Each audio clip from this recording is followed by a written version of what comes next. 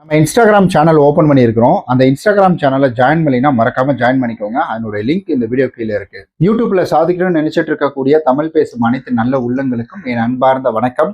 So நம்ம இன்றைக்கு இந்த பதிவில் பார்க்க போறது என்னன்னா முக்கியமானது. இன்னைக்கு இதை போட்டுட்டாங்களா, காலையில இந்த வீடியோ நீங்க பார்த்துட்டு இருக்கீங்கன்னா, ஸோ ஈவினிங் வேற லெவல் முக்கியமான ஒரு வீடியோ. ஒரே ஒரு வீடியோ போட்டாலே போதும், நீங்க 4000 வாட்ச் ஹவர்ஸை ரொம்ப எளிமையாக எடுத்துட முடியும். அதை நான் கிளியர் எக்ஸ்பிளனேஷனோட வீடியோ போட்டிருக்கேன். அதை போய் பார்க்கலைன்னா சாரி, அப்லோட் பண்ணிட்டேன். நீங்க வந்துட்டு ஈவினிங் பார்த்துருங்க மறக்காம. ஓகே, அதாவது நம்ம இன்னைக்கு பார்க்க போறது என்ன அப்படின்னு கேட்டீங்கன்னா, நீங்க ஏஐ பயன்படுத்தி வீடியோ போட்டுட்டு இருக்கீங்க அப்படின்னா தயவு செய்து ஒரு சின்ன ஒரு கேப் கூட விட்டுறாதீங்க. 1 செகண்ட் கேப், 2 செகண்ட் கேப் கூட விட்டுறாதீங்க. பிகாஸ் அந்த அளவுக்கு முக்கியமானது. ஒரு உண்மை சம்பவத்தை பத்தி நான் உங்கள்கிட்ட சொல்ல போறேன். அதுக்கு அடுத்தது அதுக்கான சொல்யூஷன் நான் உங்களுக்கு கொடுத்தேன், அதையும் நான் உங்கள்கிட்ட பகிர்ந்துக்க போறேன். அதாவது நம்மளுடைய சப்ஸ்கிரைபர் ஒரு சிஸ்டர் நமக்கு வந்துட்டு மெசேஜ் பண்ணியிருந்தாங்க. இது போல அவங்க போட்ட வீடியோ அப்படின்றது பார்த்தீங்கன்னா நல்லா போயிட்டு இருந்துச்சு, நல்லா சூப்பராகவே இருந்தது. திடீர்னு ஒரு நாள் உங்களுக்கு இனி இந்த ஒரு வீடியோ எல்லாத்துக்குமே மானிட்டேஷன் வராது, உங்களுடைய சேனலுக்கு நாங்கள் மானிட்டேஷன் பார்த்தீங்கன்னா இப்போதைக்கு டிசேபிள் பண்ணிட்டோம் அப்படின்ற மாதிரி வந்து ஒரு மெசேஜ் வந்திருக்கு, மெயில் வந்திருக்கு. மெயில் வந்தோன்னா அவங்களுக்கு ஒன்றுமே புரியல. அதுக்கப்புறம் இருக்கிற டீட்டெயில் எல்லாம் எனக்கு ஷேர் பண்ணி அனுப்புனாங்க. அந்த டீட்டெயிலை நான் செக் பண்ணி பார்க்கும்பொழுது, ஸோ மெயினாக அவங்க என்ன சொல்லியிருக்கிறாங்கன்னா, உங்களுடைய கண்டென்ட் வந்துட்டு லோ வேல்யூ கண்டென்ட். ஸோ அது மட்டும் இல்லாமல் நீங்கள் ரீயூஸ்டு கண்டென்ட் வந்துட்டு பயன்படுத்தியிருக்கிறீங்க அப்படின்னு சொல்லி, ஸோ இவங்களுடைய சேனலில் இருக்கக்கூடிய 81 வீடியோவையும் வந்துட்டு இவங்க வீடியோ போட்டால் அதுக்கு பணம் வராது, மொத்தமாக சேனலில் வீடியோ போட்டால் பணமே வராத மாதிரி வந்து பண்ணி விட்டாங்க. ஸோ இது வந்துட்டு பர்மனெண்ட்டா இல்லை வந்துட்டு ஆஃபா அப்படின்றது அவங்கள்ட்ட நான் எக்ஸ்பிளைன் பண்ணிட்டேன். உங்கள்கிட்ட நான் சொல்கிறேன். நான் இந்த 81 வீடியோவில் இதுக்கப்புறம் நீங்கள் என்ன வீடியோ போட்டாலும் அந்த வீடியோவுக்கு அப்படின்றது பணம் வராது. இது எல்லாமே அவங்களுக்கு தான் போகும். ஸோ இது எதனால அப்படின்னு கேட்டிங்கன்னா, நம்ம ஏஐ பயன்படுத்தி வீடியோ போடுவதனால தான். அதாவது ஆர்டிஃபிஷியல் இன்டெலிஜென்ட்டை பயன்படுத்தி வீடியோ போடுறதுனால தான்.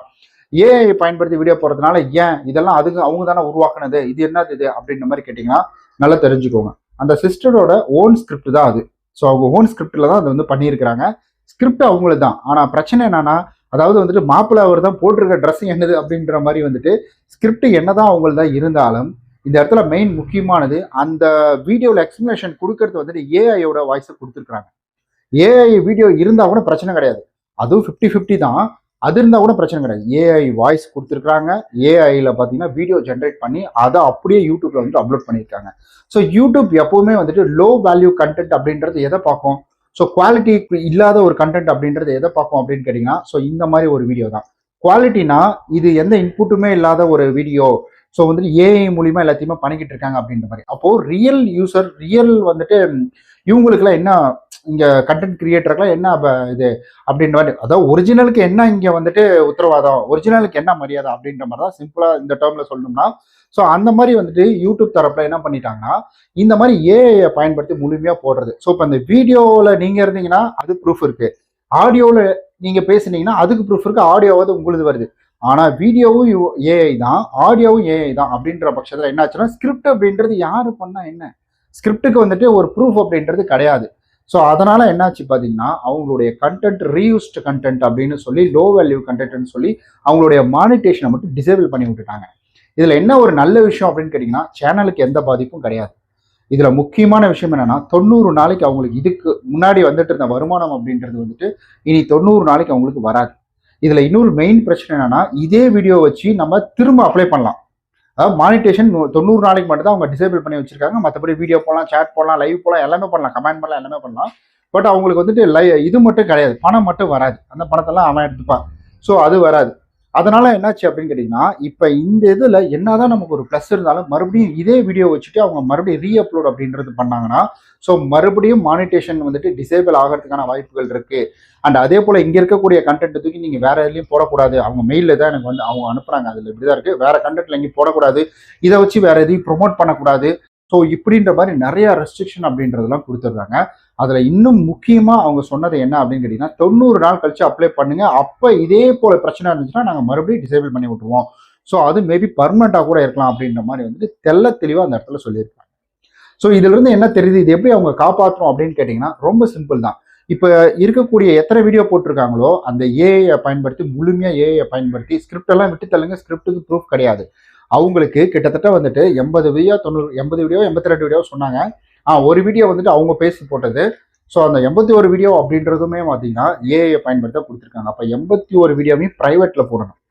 நீங்கள் டெலிட் பண்ணீங்கன்னா வாட்ச் ஹவர்ஸ் குறையும், மற்ற இது எல்லாமே குறைஞ்சிடும். யூடியூப் அல்கரிதத்துக்கு இது பேட் சிக்னல் அப்படின்றது போயிடும். அதனால் இது அப்படியே ப்ரைவேட்டில் போட்டுரும் 81 வீடியோவையும். இன்னையிலேருந்து நீங்கள் வீடியோ அப்லோட் பண்ண ஆரம்பிக்கணும். சிஸ்டர் நான் உங்களுக்கும் சொல்கிறேன், டேரெக்டாகவே இது மூலியமாக சொல்கிறேன், மெசேஜும் பண்ணிட்டேன் இன்ஸ்டாகிராம் மூலிமா. பட் இருந்தாலும் சொல்கிறேன், இன்னிலிருந்து வீடியோ அப்லோட் பண்ண ஆரம்பிங்க. தொடர்ந்து வீடியோ போட்டுக்கிட்டே இருங்க. ஸோ ஏன்னா இதில் என்னன்னா ஏஐ பயன்படுத்தி தயவு செஞ்சு அந்த கான்செப்டுக்குள்ளே போயிடாதீங்க. நீங்கள் பேசி போட்ட வீடியோ நல்லதாக இருந்தது, அந்த மாதிரி எக்ஸ்பிளனேஷன் கொடுத்து போடுங்க. இடையில வந்துட்டு வேற ஏதாவது பிக்சரை ஆட் பண்ணிக்கலாம். அது ஏஐல இல்லாமல் நீங்கள் வேற எங்கேயாவது கிளிப் எடுக்கிறீங்கன்னா அதில் ஆட் பண்ணிக்கோங்க. கொஞ்ச நாளைக்கு வந்துட்டு ஏஐயே இதுக்குள்ளே கொண்டு வராதிங்க. முழுமையாக நீங்கள் இருக்கிற மாதிரி வீடியோ போட்டால் மட்டும்தான் சேனலை ரெக்கவரி பண்ண முடியும், மறுபடியும் மானிட்டேஷன் அப்ளை பண்ண முடியும். 90 நாளைக்கு ஒரு 90 வீடியோவாவது போட்டிருக்கேன். இந்த 80 வீடியோவை யூடியூப் அல்கரிதம் மறந்துடணும். அந்த அளவுக்கு நீங்கள் போட்டிங்கனாலே போதும்.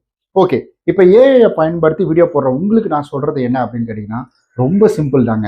ஏஐ அப்படின்றது அந்த டூலை ஒரு ஸ்கிரிப்டுக்காக மட்டும் எடுத்துக்கோங்க. இல்லை எனக்கு என்ன ஆனாலும் பிரச்சனை கிடையாது, காசெல்லாம் ஃபோக்கஸ் பண்ணல, சும்மா போர் அடிக்குது, நான் ஏஐ வச்சு வீடியோ போட்டுட்ருக்கேன், ஸோ எனக்கு அதெல்லாம் பிரச்சனையே கிடையாது, சேனலே போனாலும் கவலை கிடையாது அப்படின்னு நினைக்கக்கூடியவங்க மட்டும் வேணால் இதை பண்ணிக்கோங்க.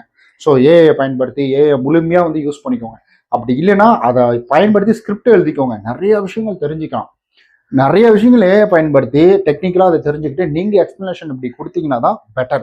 நானே ஒரு சில நேரங்களில் என்னுடைய லோன் ரிலேட்டடான சில டவுட்ஸ் இருந்ததுன்னா, ஸோ நான் அங்கே வந்துட்டு வெரிஃபை பண்ணிப்பேன். எனக்கு எல்லாமே தெரியும், பட் இருந்தாலும் அதை நான் ரீவெரிஃபிகேஷன் அப்படின்றது பண்ணிப்பேன். ஏன்னா லோன் அப்படின்றது ரொம்ப சென்சிட்டிவான ஒரு கண்டென்ட். ஸோ அதில் நம்ம கரெக்டாக வந்துட்டு போடணும். ஸோ அதில் தப்பு பண்ணிட்டோம் அப்படின்னா அது நல்லா இருக்காது. மற்றவங்க அதை இம்ப்ளிமெண்ட் பண்ணும்போது அவங்களுக்கு ப்ராப்ளம் வரும், அது நமக்கு கஷ்டமாக தானே இருக்கும். அதனால அதை மட்டும் ரீகன்ஃபர்மேஷன் அப்படின்றது பண்ணிப்பேன். மற்றபடி பார்த்தீங்கன்னா ஏஐ இந்த பக்கமே வராது. கொஞ்ச நாளைக்கு அந்த டெஸ்டிங்காக மட்டும்தான் ஏஐ பயன்படுத்தி நான் வந்து தம்ப்லைன் மட்டும் மேக் பண்ணேன். தம்ப்லைன் பிரச்சனை கிடையாது. ஸோ அதில் நம்ம ஃபோட்டோவும் இருக்கணும், ஆனால் தம்ப்லைனும் அதுக்கும் கொண்டு வந்துடுவாங்க கூடிய சீக்கிரம். ஸோ இந்த மாதிரி வந்து நான் பண்ணேன். அதனால தயவு செய்து வந்துட்டு ஏஐ பயன்படுத்தி முழுமையாக வீடியோ போடாதீங்க. இன்னைக்கு நல்லா இருக்கும், இன்னைக்கு நல்ல வியூஸ் போகும். ஸோ நாளைக்கு ஃபியூச்சரில் கண்டிப்பாக அது ஒரு அடி வாங்கும். ஏன்னா காசு வந்துட்டு இருந்த இடத்துல இந்த மாதிரி ஒரு அடி விழுந்திருக்கு. 90 வீடியோவில் மானிட்டேஷன் எனேபிள் பண்ணுறது அப்படின்றது எவ்வளோ பெரிய விஷயம் தெரியுங்களா? 90 வீடியோவில் அவங்க எவ்வளோ கஷ்டப்பட்டு இருப்பாங்க. அவங்க சொன்னாங்க நிறைய நேரம் வந்துட்டு டைம் ஸ்பெண்ட் பண்ணி ஸ்கிரிப்ட், இங்கே ஒரு ஏஐல வீடியோ ஜென்ரேட் பண்ணுறது நம்ம ஈஸின்னு நினச்சிட்டு இருக்கோம், ஆனால் அதுதான் கஷ்டம்.